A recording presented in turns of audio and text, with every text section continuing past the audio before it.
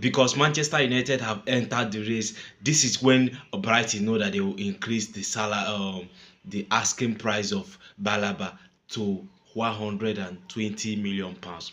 I don't understand why these small clubs they like taking advantage of clubs and hijacking prices to ridiculous amount of money. What is 120 million pounds for Baleba?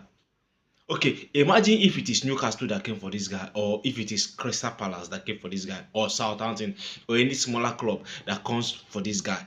There is no way in heaven or even in this world that Brighton will increase that amount to 120 million pounds. They couldn't have done that.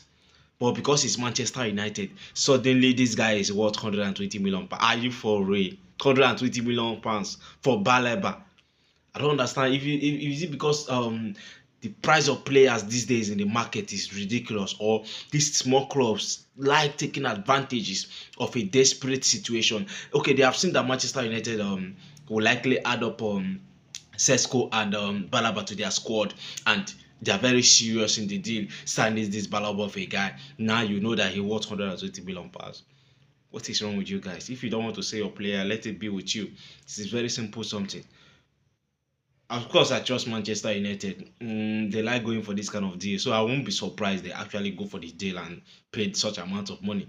I will never be surprised, because this is what we know Manchester United for: paying ridiculous money to average players, giving them a ridiculous salary.